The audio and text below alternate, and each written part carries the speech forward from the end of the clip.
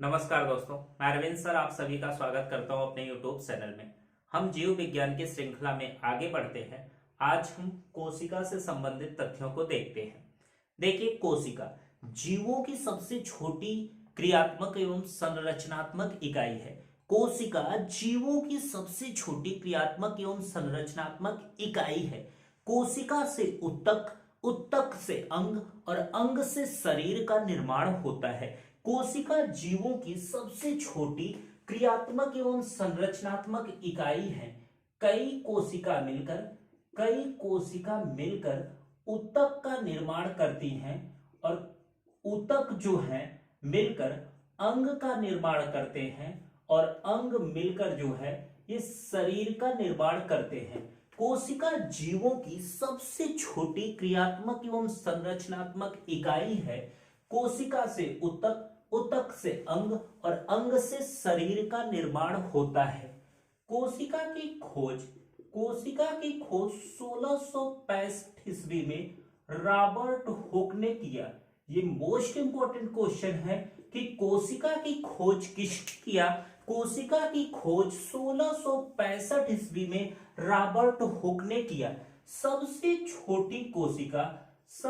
छोटी कोशिका जो है ये माइकोप्लाज्म नामक जीवाणु की होती है। माइकोप्लाज्म जीवाणु की कोशिका जो है ये सबसे छोटी कोशिका होती है। सबसे छोटी कोशिका माइकोप्लाज्म नामक जीवाणु की होती है। वहीं सबसे बड़ी कोशिका जो है शुतुरमुर्ग के अंडे की होती है। शुतुरमुर्ग के अंडे की कोशिका सबसे बड़ी कोशिका होती है। तो कोशिका की खोज जो है रॉबर्ट हुक ने किया था। सबसे छोटी कोशिका माइकोप्लाज्म नामक जीवाणु की होती है। वहीं सबसे बड़ी कोशिका जो है वो शुतुरमुर्ग के अंडे की होती है। सबसे बड़ी कोशिका शुतुरमुर्ग के अंडे की होती है। कोशिका की बात करें तो कोशिका जो है ये दो प्रकार की होती है। रचना के आधार पर कोशिका दो प्रकार की होती है। एक प्रोकैरियोटिक कोशिका और दूसरा जो है यूकैरियोटिक कोशिका। देखिए, कोशिका दो प्रकार की होती है, प्रोकैरियोटिक कोशिका और यूकैरियोटिक कोशिका। देखिए, प्रोकैरियोटिक कोशिका वह कोशिका जिसमें केंद्रक कला और केंद्रिका का अभाव होता है उसे प्रोकैरियोटिक कोशिका कहलाती है। प्रोकैरियोटिक कोशिका जो है कोशिका का प्रारंभिक अवस्था होती है। प्रोकैरियोटिक कोशिका की प्रारंभिक अवस्था होती है। प्रोकैरियोटिक कोशिका की प्रारंभिक अवस्था होती है। इसमें केंद्रक कला व केंद्रिका का अभाव होता है। ये अभाव होता है। प्रोकैरियोटिक कोशिका जो है ये जीवाणु और आपका नील हरित शैवालों में पाई जाती है। प्रोकैरियोटिक कोशिका जो है बैक्टीरिया और साइनोबैक्टीरिया या यूं कहें जीवाणु और नील हरित शैवालों में पाई जाती है। अब देखिए यूकैरियोटिक कोशिका जो होती है ये पूर्ण विकसित कोशिका होती है। इसमें केंद्रक कला और केंद्रिका जो होती है सुविकसित होती है। यूकैरियोटिक कोशिका जो होती है जीवाणु, विषाणु और नील हरित शैवाल को छोड़कर ये सभी पेड़ पौधे और जीव जंतुओं में पाई जाती है। यूकैरियोटिक कोशिका जो होती है ये जीवाणु, विषाणु और नील हरित शैवाल को छोड़कर सभी जीव जंतुओं में क्या है पाई जाती है। अब हम देखिए ये कोशिका बनाए हैं। ये कोशिका का चित्र है जिसमें आपको जंतु कोशिका दिखाई गई है। ध्यान से देखिए, कोशिका को चारों तरफ से एक पतली झिल्ली का आवरण जो है घेरा रहता है उसे हम कोशिका झिल्ली कहते हैं। दरअसल कोशिका झिल्ली जो होती है कोशिका को चारों तरफ से घेरने वाली पतली अर्धपारगम्य झिल्ली होती है, उसे कोशिका झिल्ली कहते हैं। कोशिका झिल्ली कहते हैं। कोशिका झिल्ली जो है ये लिपिड और प्रोटीन की बनी होती है। लिपिड और प्रोटीन की बनी होती है। तो हमने देखा कि कोशिका को चारों तरफ से जो पतली झिल्ली घेरी होती है उसे हम क्या है, ये कोशिका झिल्ली कहते हैं। कोशिका झिल्ली लिपिड और प्रोटीन की बनी होती है। अब देखें माइटोकॉन्ड्रिया। माइटोकॉन्ड्रिया जो होता है इसमें डीएनए पाया जाता है। माइटोकॉन्ड्रिया में डीएनए पाया जाता है।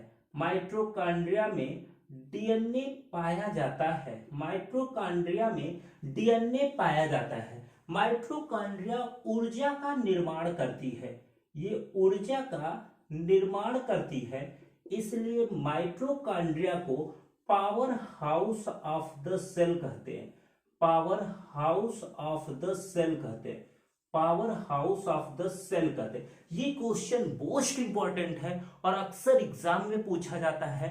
Power house of the cell किसे कहते हैं? माइटोकॉन्ड्रिया को कहते हैं। माइटोकॉन्ड्रिया को power house of the cell कहते हैं और इसकी खोज जो है ये अल्टमैन ने किया है। अल्टमैन ने किया है। आप इसकी खोज जो है अल्टमैन ने किया है। तो माइट्रो से आप याद रखना मैन, तो माइटोकॉन्ड्रिया की खोज अल्टमैन ने किया है। इसमें डीएनए उपस्थित रहता है, ये ऊर्जा का निर्माण करता है, इसलिए इसे power house of the cell कहते हैं। तो power house of the cell किसे कहते हैं? माइटोकॉन्ड्रिया को कहते हैं। माइटोकॉन्ड्रिया को power house of the cell कहते हैं। मोस्ट इंपोर्टेंट क्वेश्चन है। अगला देखिए राइबोसोम। राइबोसोम की बात करें तो राइबोसोम जो है ये आरएनए और प्रोटीन का बना होता है। राइबोसोम जो है ये आरएनए और प्रोटीन का बना होता है। राइबोसोम जो होता है इसमें प्रोटीन का संश्लेषण होता है। राइबोसोम में ही प्रोटीन का संश्लेषण होता है, इसलिए राइबोसोम को प्रोटीन की फैक्ट्री कहते हैं। प्रोटीन की फैक्ट्री कहते हैं। राइबोसोम को प्रोटीन की फैक्ट्री कहते हैं। मोस्ट इंपोर्टेंट क्वेश्चन आपके एग्जाम में पूछा है कि राइबोसोम जो होता है उसे क्या कहते हैं? प्रोटीन की फैक्ट्री कहते हैं। राइबोसोम को प्रोटीन की फैक्ट्री कहते हैं और इसकी खोज जो है पैलेट महोदय ने किया था। इसकी खोज जो है पैलेट ने किया था। तो आप याद रखिएगा कि प्रोटीन की फैक्ट्री किसे कहते हैं? राइबोसोम को कहते हैं। राइबोसोम को प्रोटीन की फैक्ट्री कहते हैं और इसकी खोज जो है किसने किया था? पैलेट महोदय ने किया था। अगला बात करें, ये देखिए लाइसोसोम है। लाइसोसोम की खोज जो है ये डुबे ने किया था। डुबे ने किया। इसकी खोज जो है लाइसोसोम की खोज डुबे ने किया। जैसा नाम वैसा काम। इसकी खोज डुबे ने किया और इसमें ऐसे एंजाइम पाए जाते हैं जो अपनी ही कोशिकाओं को नष्ट कर देते हैं, इसलिए इसे आत्मघाती थैली कहते हैं। लाइसोसोम की खोज डुबे ने किया।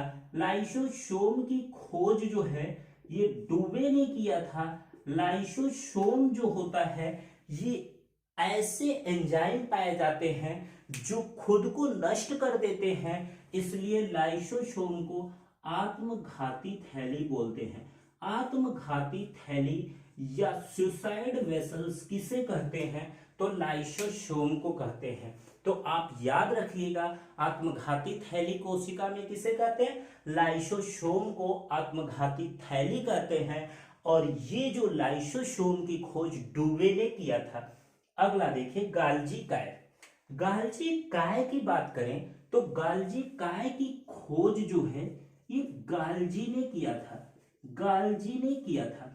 गाल्जी काय जो होता है ये लाइसोसोम आदि को उत्पन्न होने के लिए प्रेरित करता है, उत्पन्न होने में मदद करता है, इसलिए गाल्जी काय को traffic police of the cell, traffic police of the cell कहते हैं।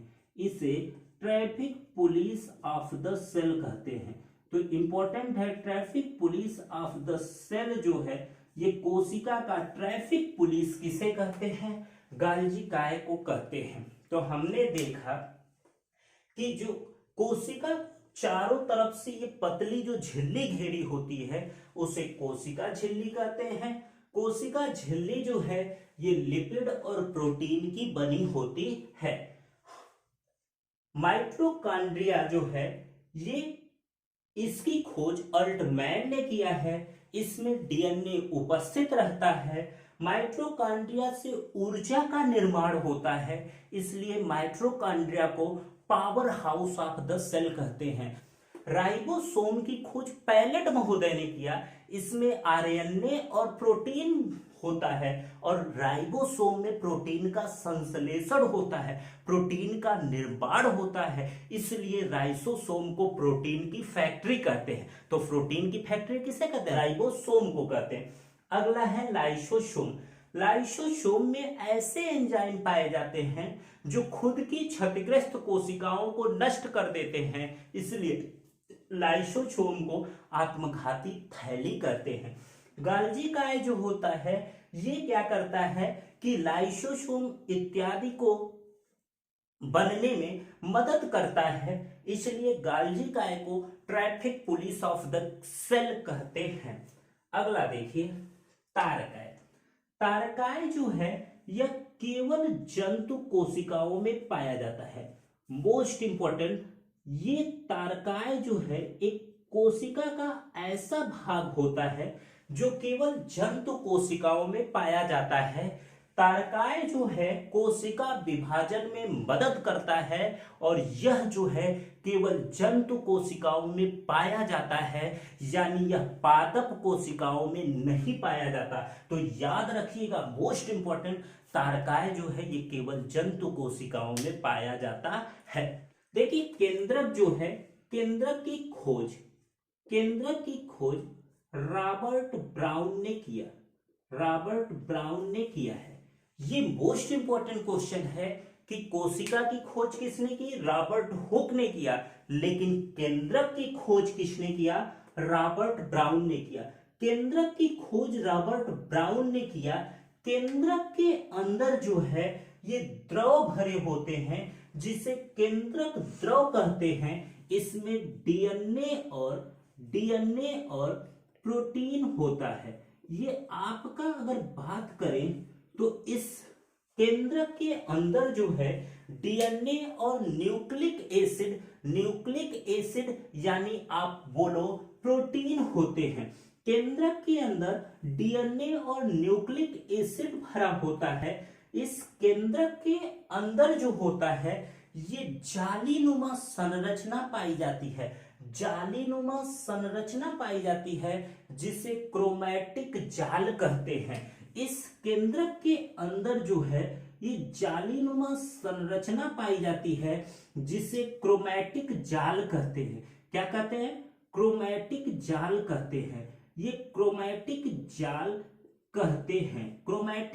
कहते हैं। केंद्रक के अंदर जालीनुमा संरचना पाई जाती है जिसे क्रोमैटिक जाल कहते हैं। क्रोमैटिक जाल जो है ये डीएनए की संरचना होती है। डीएनए की खोज जो है मीशर ने किया था, परंतु वाटसन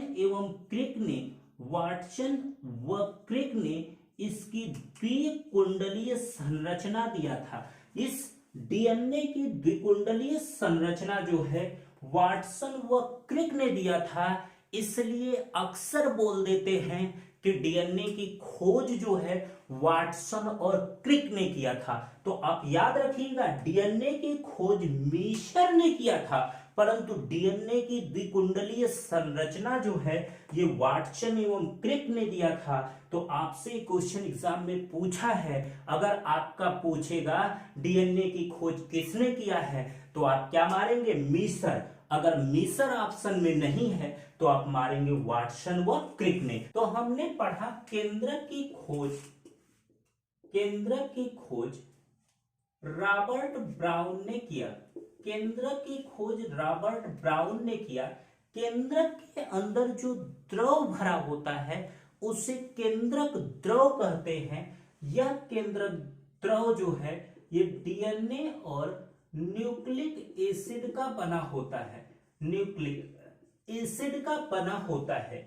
इस केंद्रक द्रव के भीतर एक जालनुमा संरचना पाई जाती है, एक जालनुमा संरचना पाई जाती है जिसे क्रोमैटिक जाल कहते हैं, क्रोमैटिक जाल कहते हैं। ये क्रोमैटिक जाल जो होती है ये डीएनए का ही एक रूप होता है। इस डीएनए की खोज जो है, डीएनए की खोज मीसर ने किया था, परंतु इसकी द्विकुंडलीय संरचना जो है ये वाटसन व क्रिक ने दिया, वाटसन व क्रिक ने दिया। डीएनए की खोज मिशर ने किया था, परंतु इसके द्विकुंडलीय संरचना वाटसन व क्रिक ने किया था। मोस्ट इंपोर्टेंट क्वेश्चन, डीएनए की खोज किसने की? मिशर ने की। डीएनए की द्विकुंडलीय संरचना किसने दिया? वाटसन व क्रिक ने दिया था।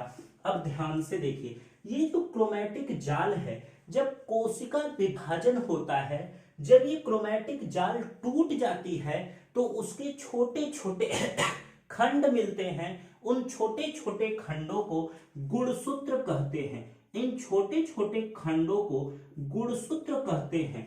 दरअसल गुणसूत्र की बात करें तो गुणसूत्र की खोज जो है वाल्डेयर ने किया था, गुणसूत्र की खोज वाल्डेयर ने किया था। मोस्ट इंपोर्टेंट ये क्वेश्चन है, गुणसूत्र की खोज जो है वाल्डेयर ने किया था। गुणसूत्र प्रत्येक जीव में जो है समान पाया जाता है। मनुष्य में 46 गुणसूत्र पाए जाते हैं, मनुष्य में 46 गुणसूत्र या यूं कहें 23 जोड़ा गुणसूत्र पाए जाते हैं। तो मनुष्य में कितने गुणसूत्र पाए जाते हैं? 46 गुणसूत्र पाए जाते हैं। इन 46 गुणसूत्रों में से 22 जोड़ा यानी 44 गुणसूत्र जो होता है ये समान होता है, और 2 गुणसूत्र जो होते हैं वो भिन्न होते हैं। पुरुषों में XY, पुरुषों में XY और महिलाओं में XX होते हैं, और महिला में क्या होते हैं? XX होते हैं। ये आपको बताएं कि मनुष्य में 46 गुणसूत्र होते हैं। उन 46 गुणसूत्रों में से 44 गुणसूत्र समान होते हैं और 2 गुणसूत्र भिन्न होते हैं। पुरुष में XY और महिलाओं में XX होते हैं, और यही 2 गुणसूत्र जो होते हैं वो लिंग निर्धारण के लिए जिम्मेदार होते हैं। यानी कि जो लिंग निर्धारण के लिए यही 2 गुणसूत्र जिम्मेदार होते हैं, इसे लिंग निर्धारण करने वाला गुणसूत्र भी कहते हैं। यह पुरुषों में XY और महिलाओं में XX होता है। अब ध्यान से आगे देखिए, गुणसूत्र की जो सबसे छोटी इकाई है, गुणसूत्र की जो सबसे छोटी क्रियात्मक इकाई है उसे जीन कहते हैं। ये जीन जो है ये गुणसूत्र की छोटी क्रियात्मक इकाई जो होती है उसे जीन कहते हैं। जीन जो है गुणसूत्र की छोटी क्रियात्मक इकाई जो है उसे जीन कहते हैं, और जीन की खोज जो है जोहानसन ने किया था। जीन की खोज किसने किया था? जोहानसन ने किया था। अगर हम पादप कोशिका की बात करें तो पादप कोशिका में सभी चीजें सेम रहती है। माइटोकॉन्ड्रिया भी होता है, केंद्रक भी पाया जाता है, राइबोसोम, लाइसोसोम सब पाए जाते हैं। बट ये जो पादप कोशिका होती है उसकी जो बाहरी आवरण होता है ये थोड़ा मोटा होता है, और यह जो होता है कोशिका भित्ति कहलाता है। और कोशिका भित्ति जो होती है सेलुलोज की बनी होती है, सेलुलोज की बनी होती है। तो ये एग्जाम में क्वेश्चन आपका पूछा है कि पादप कोशिका की जो कोशिका भित्ति होती है ये किसकी बनी होती है? तो पादप कोशिकाओं की कोशिका भित्ति जो है वो सेलुलोज की बनी होती है। किसकी बनी होती है? सेलुलोज की बनी होती है। देखिए लवक, लवक जो है ये केवल पादप कोशिकाओं में पाया जाता है। लवक 3 प्रकार के होते हैं, ल्यूकोप्लास्ट या अवर्णी लवक, क्रोमोप्लास्ट या वर्णी लवक, और क्लोरोप्लास्ट या हरित लवक। देखिए अवर्णी लवक जो है ये पौधों के, पादपों के उस भाग में पाया जाता है जहां सूर्य की रोशनी नहीं पहुंच पाती, सूर्य की रोशनी जहां नहीं पहुंच पाती उस पे कोई कलर नहीं होता है और उस लवक को अवर्णी लवक कहते हैं। जैसे जड़ों में अवर्णी लवक पाया जाता है। वर्णी लवक जो होता है यह रंगीन लवक होता है। यह जो है पौधों को पादपों में लाल पीला नीला रंग जो है, लाल पीला नीला रंग जो है ये आपका वर्णी लवक के कारण आता है। तो पत्तियों का रंग जो लाल पीला नीला होता है ये किसकी वजह से होता है? क्रोमोप्लास्ट या वर्णी लवक के कारण होता है। देखिए क्लोरोप्लास्ट, सबसे इंपॉर्टेंट की बात करें कि क्लोरोप्लास्ट के कारण ही पत्तियों का रंग हरा होता है।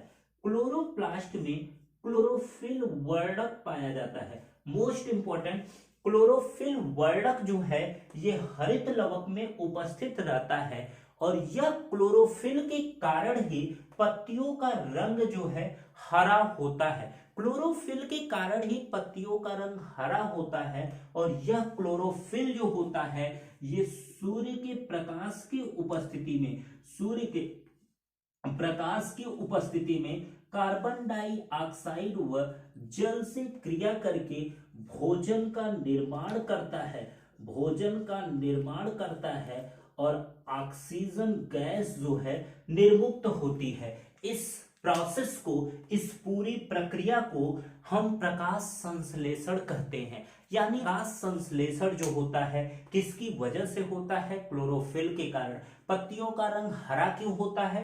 क्लोरोफिल के कारण होता है। प्रकाश संश्लेषण से कौन सी गैस निर्मुक्त होती है? तो ऑक्सीजन गैस निर्मुक्त होती है। तो हमने इस प्रकार कोशिका से संबंधित सभी तथ्यों को देख लिया। आइए अब इससे संबंधित प्रश्नों को देखते हैं। देखिए सबसे छोटी कोशिका है, एनटीपीसी 2006 और 20 में पूछा है। सबसे छोटी कोशिका है बैक्टीरिया, माइकोप्लाज्म, वायरस और न्यूक्लियस। तो हमने बताया सबसे छोटी कोशिका माइकोप्लाज्म नामक जीवाणु की होती है। अगला question, power house of the cell किससे कहते हैं? Power house of the cell किससे कहते हैं? राइबोसोम, गाल्जी काय, माइटोकॉन्ड्रिया, लाइसोसोम।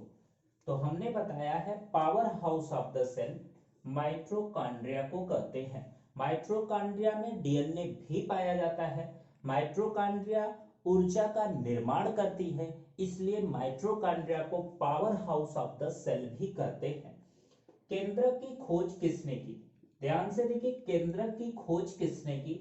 ऑप्शन है Robert Hooke, Robert brown, Robert Koch और एडवर्ड जेनर ने।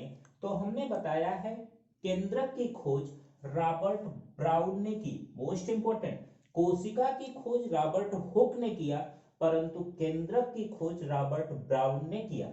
अगला क्वेश्चन, डीएनए की द्विकुंडलीय संरचना किसने दिया? यूपीपीसीएस 2008 का क्वेश्चन है कि डीएनए की द्विकुंडलीय संरचना किसने दिया? ऑप्शन जैकब व मोनार्ड ने, वाटसन व क्रिक ने, एचजी खुराना ने कि अर्नेस्ट हैकल ने। तो हमने बताया है कि जो डीएनए की द्विकुंडलीय संरचना है, ये द्विकुंडलीय संरचना जो है ये वाटसन व क्रिक ने दिया था। तो ऑप्शन हो जाएगा दूसरा, वाटसन व क्रिक ने।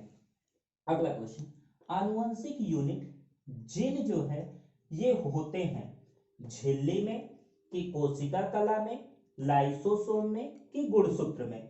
तो हमने बताया है कि जो ये आपका केंद्रक के अंदर जो जालीनुमा संरचना होती है उसे हम क्या है कि क्रोमैटिक जाल कहते हैं। ये क्रोमैटिक जाल जो है ये डीएनए का ही रूप होता है।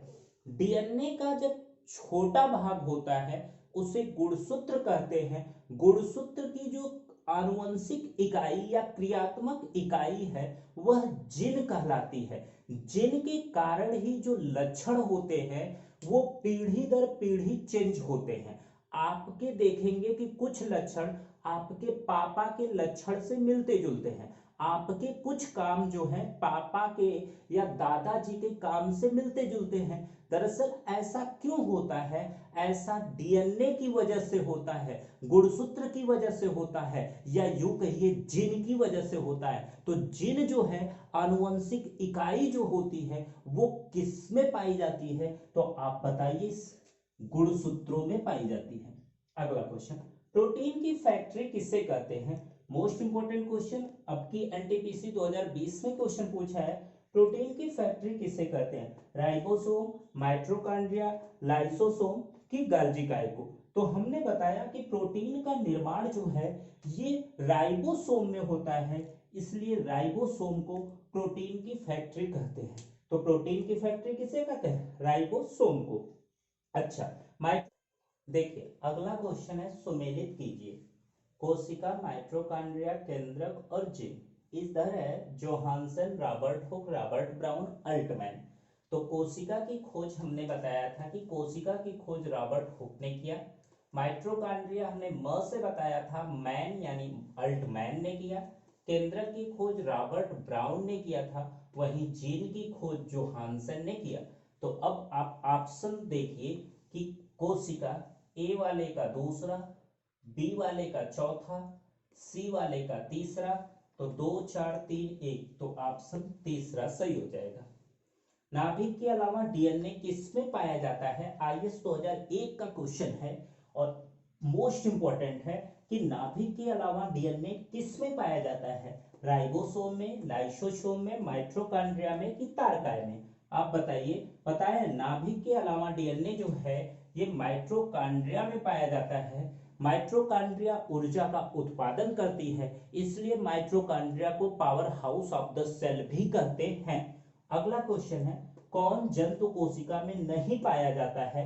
एनटीपीसी 2020 का क्वेश्चन है कि जंतु कोशिका में कौन नहीं पाया जाता है? राइबोसोम, कोशिका झिल्ली, माइटोकॉन्ड्रिया या हरित लवक? ध्यान से देखिए, राइबोसोम पाया जाता है, कोशिका झिल्ली पाई जाती है, माइटोकॉन्ड्रिया पाया जाता है, परंतु हरित लवक जो है यह पादप कोशिकाओं में पाया जाता है, यानी जंतु कोशिकाओं में नहीं पाया जाता। हरित लवक जो है ये पादप कोशिकाओं में पाया जाता है। ये हरित लवक या क्लोरोप्लास्ट में क्लोरोफिल नामक वर्णक उपस्थित रहता है, जिसके कारण पत्तियों का रंग क्या होता है? हरा होता है। अगला क्वेश्चन, निम्न में से कौन केवल पादप कोशिकाओं में पाया जाता है? कौन केवल पादप कोशिकाओं में पाया जाता है? राइबोसोम, कोशिका भित्ति, कोशिका झिल्ली, केंद्रक? ध्यान से देखिए, तो हमने बताया है कि पादप कोशिकाओं के बारे में कि पादप कोशिकाएं जो होती हैं, इन पादप कोशिकाओं का जो बाहरी आवरण जो बना होता है ये कोशिका भित्ति कहलाता है। कोशिका भित्ति सेल्यूलोज की बनी होती है। तो कोशिका भित्ति जो है ये केवल पादप कोशिकाओं में पाई जाती है। तो निम्न में से कौन केवल पादप कोशिकाओं में पाया जाता है? तो ऑप्शन हो जाएगा कोशिका भित्ति, और कोशिका भित्ति जो है ये सेल्यूलोज की बनी होती है।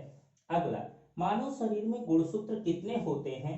आरआरबी 2018 का क्वेश्चन है कि मानव शरीर में गुणसूत्रों की संख्या कितनी होती है? 44, 48, 46 या 50? तो मानव शरीर में गुणसूत्रों की संख्या 46 होती है।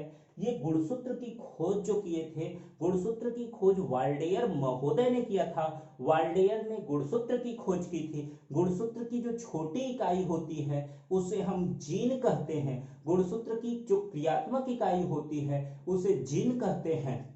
जिनके कारण ही जो आनुवंशिक लक्षण होते हैं वो पीढ़ी दर पीढ़ी क्या होते हैं?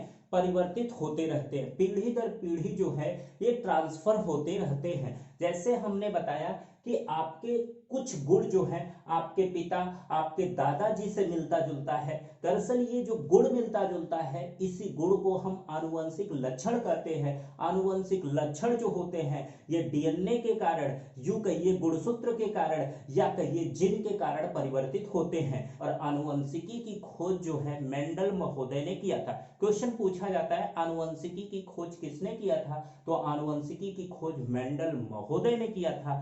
तो हमने कोशिका से संबंधित सभी प्रश्नों को देख लिया। अगर वीडियो अच्छी लगी हो तो आप वीडियो को लाइक करिए, शेयर करिए, सब्सक्राइब करिए, और आपके जो भी विचार हों उसे आप कमेंट बॉक्स में कमेंट करिए। धन्यवाद।